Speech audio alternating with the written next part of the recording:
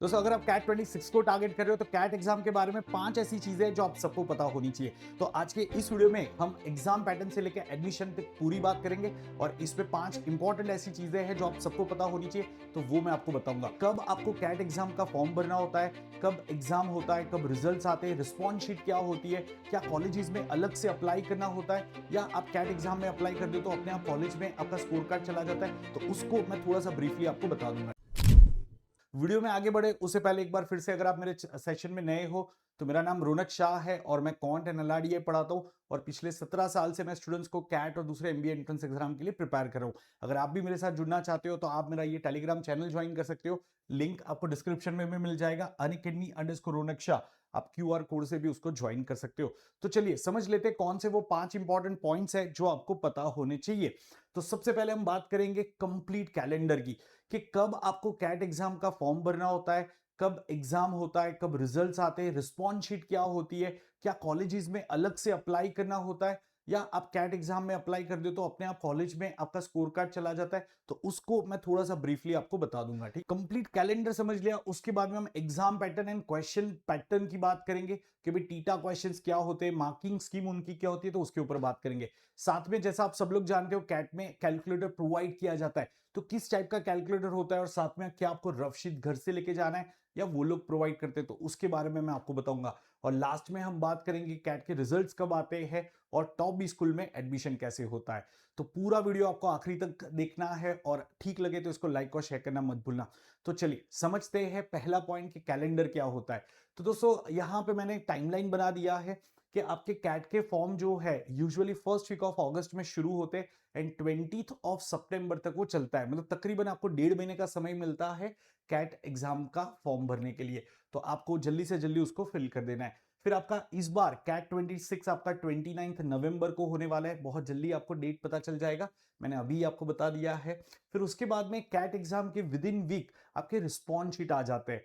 तो यहां पे इस बार टेंटेटिवली टी मतलब टेंटेटिवली आपका 5 दिसंबर के आसपास आपका रिस्पॉन्स शीट आ जाएगा। अब रिस्पॉन्स शीट क्या होता है, तो गाइस कैट ने पिछले 5-6 साल से एक नई चीज शुरू करी है कि जो भी आपने एग्जाम लिखा तो वो आपको बता देते हैं कि भाई आपने कौन से क्वेश्चंस क्या थे आपके पेपर में और उसका आपने क्या आंसर मार्क किया था और करेक्ट आंसर क्या था।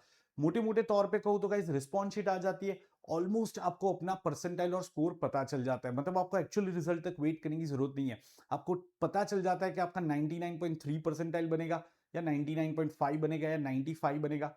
0.1 आगे पीछे फिर फाइनल रिजल्ट में वो वेरी करता है, ठीक है। तो यहाँ पे लेकिन आपको ज्यादातर पता चल जाता है कि आपका रिजल्ट क्या आने वाला है, बट एक्चुअल रिजल्ट आपका 22 दिसंबर को इस बार आएगा। ये भी एक टेंटेटिव डेट है, वो 22 का 23 भी हो सकता है, बट उसके आसपास आपका कैट एग्जाम का रिजल्ट आएगा।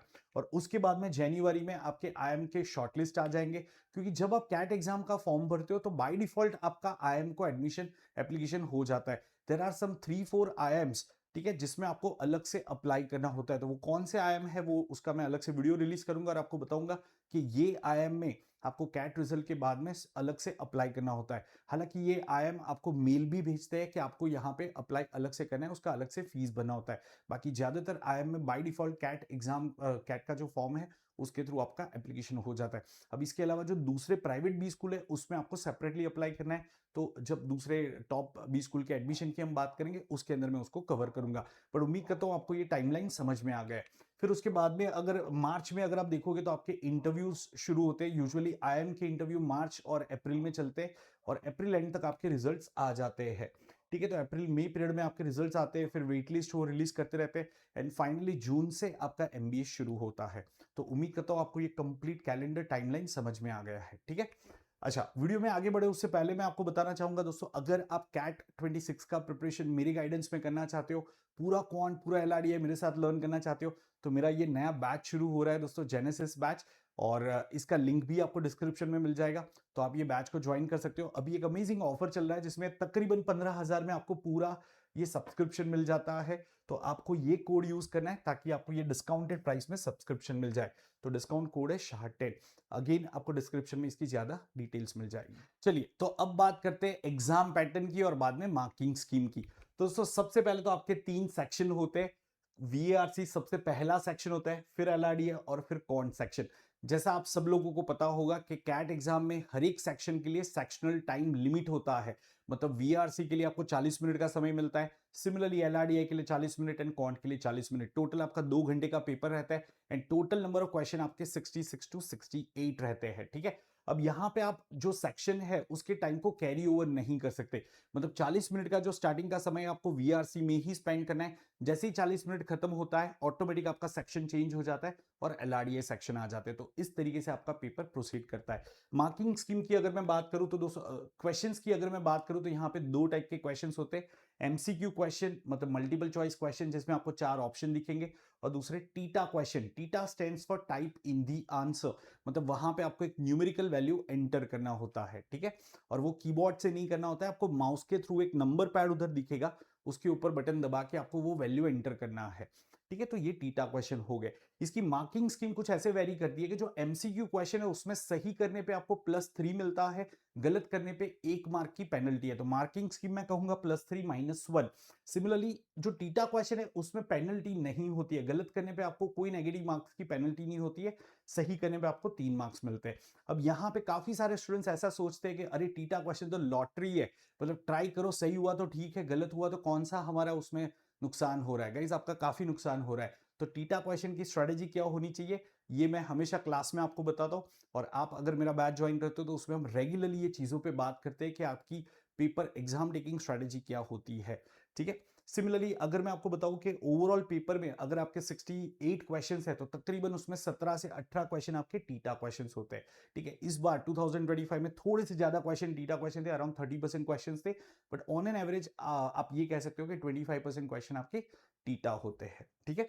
अब आगे अगर हम बात करें कैलकुलेटर और रफ शीट्स की, तो कैट एग्जाम में कुछ आपको इस तरीके का नॉर्मल कैलकुलेटर मिलता है, ये साइंटिफिक कैलकुलेटर नहीं होता है, ठीक है। जैसे यहां पे लिखा भी है it's a normal calculator, right. So it's a normal on screen calculator, इसको आपको माउस के थ्रू ऑपरेट करना होता है क्योंकि कीबोर्ड एनेबल्ड नहीं होते, तो यहाँ पे थोड़ी सी चैलेंज आती है, जब आप मॉक टेस्ट लेते हो तो आप वो एनवायरनमेंट में अच्छे से प्रैक्टिस करोगे अपने, ठीक है, तो आप यूज टू हो जाओगे।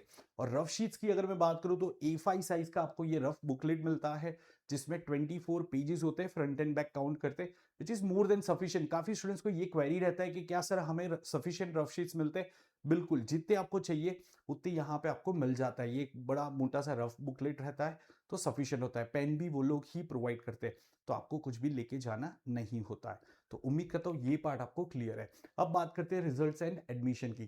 तो दोस्तों रिस्पॉन्स शीट आपकी जो है, जैसा मैंने आपको बताया कि रिस्पॉन्स शीट सबसे पहले रिलीज होती है, विद इन अ वीक ये रिस्पॉन्स शीट रिलीज हो जाती है, जिसमें आपको पता चल जाएगा आपने कौन से क्वेश्चन का क्या आंसर मार्क किया था और सही आंसर उस क्वेश्चन का क्या था, ठीक है। उसके बाद में उसको चैलेंज करने का भी आपको ऑप्शन मिलता है कि अगर आपको लग रहा है कि ये क्वेश्चन का आंसर ये नहीं होता है, हो सकता है ये होना चाहिए, तो आप उसको चैलेंज भी कर सकते हो, एक चैलेंज का विंडो पीरियड रहता है। एंड अगर कोई क्वेश्चन में गलती पाई जाती है और आपने वो अटेम्प्ट किया है, आपको उसके फुल मार्क्स मिल जाते हैं, अगर आपने अटेम्प्ट नहीं किए हैं तो उसके मार्क्स नहीं मिलते आपको, ठीक है। तो ये रिस्पॉन्स शीट आपकी आ गई और फिर उसके बाद में विद इन 20 डेज उस फाइनल रिजल्ट्स आपके रिलीज हो जाते हैं। सो उम्मीद करता हूँ ये पार्ट आप सबको क्लियर है।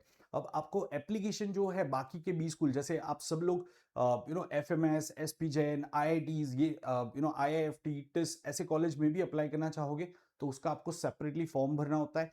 FMS कॉलेज का एडमिशन यूजुअली आपके नवंबर एंड तक कंप्लीट हो जाता है, उसमें एप्लीकेशन जो है वो नवंबर एंड तक कंप्लीट हो जाता है। सिमिलरली SP जैन का भी एप्लीकेशन आपका नवंबर एंड तक कंप्लीट हो जाता है, तो आपको वो डेट्स का ट्रैक रखना पड़ेगा, और इसी के लिए आप क्या कर सकते हो, ये चैनल को सब्सक्राइब करके रखो, क्योंकि जब भी कोई कॉलेज के एप्लीकेशन के डेडलाइंस अनाउंस होते हैं हम सबसे पहले आपको बताते हैं, साथ में जब डेडलाइन आने वाले होते तब भी हम आपको रिमाइंडर देते, तो ये सारी चीजें आपको इस चैनल के माध्यम के थ्रू मिल जाएगा, राइट।